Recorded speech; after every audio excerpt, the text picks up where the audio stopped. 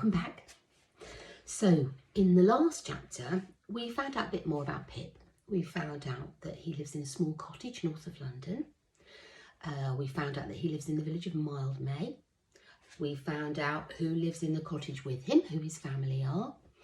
And we found out that he sleeps with his father's knife under his pillow. Let's see how the story develops in chapter 4. The Bearkeeper, chapter 4. Now, chapter 4 is a little bit different from the previous 3 chapters because in chapter 4, the author, Josh Lacey, reveals himself to you. He takes over telling the story as if he's him. Now, bit strange, but I think you'll see what I mean when I read. A couple of months ago, I went to Mildmay. So remember, this is Josh Lacey, the author, talking straight to you now.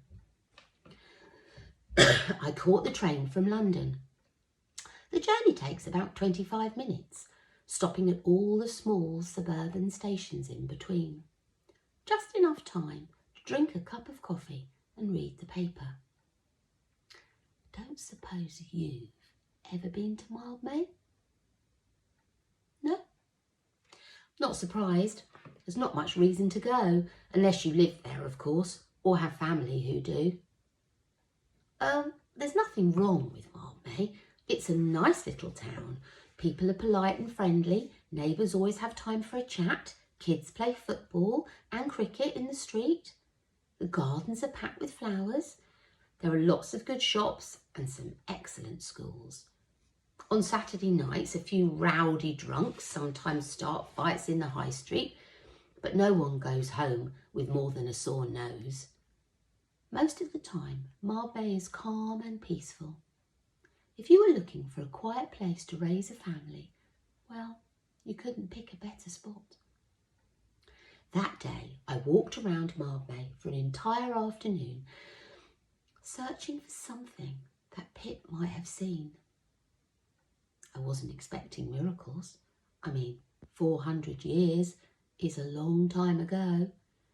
I was sure that no trace of the Smith's cottage would have survived, but I hoped I might be able to find something, anything that would have been there when Pip was. After I'd walked for more than 3 hours searching street after street, I began to think that my search was pointless. Everything around me looked so shiny and new. Over the past few decades, since the arrival of cars, the landscape of England has been completely changed. Roads and houses have smothered the countryside. Where there were once fields and woods, there is now concrete and tarmac. My searches weren't utterly hopeless, though. I saw a few gnarled, ancient, crooked trees, which might have been young saplings when Pip lived there. Down by the river there was a moss-covered wall made from great lumps of old stone. Pip might have watched a farmer rolling them out of his field, clearing a path for his plough and his horses. And then I found St. John's Church. I had already seen Mildmay's main church, a large Victorian building which hadn't been at all interesting. And late in the afternoon, as I was beginning to think about going back to the train station, I was walking through a quiet part of the town, a long way from the shops or the main roads, and tucked away at the end of a residential street, there was a small church surrounded by an overgrown graveyard. St. John's had the solid shape of English churches which had squatted in the same spot for the past 700 or 800 years. I wanted to go inside and see if the vicar had written a little pamphlet describing its history, as vicars often do, but the big wooden door was locked. In the summer, St. John's probably saw a few marriages and the odd funeral in the winter, but I couldn't imagine that many people worshipped there regularly. I wandered through the graveyard trying to make out the names and dates carved into the ancient gravestones. Most of them were illegible. Years of neglect had almost wiped them clean. But that didn't really matter. I had found what I was looking for.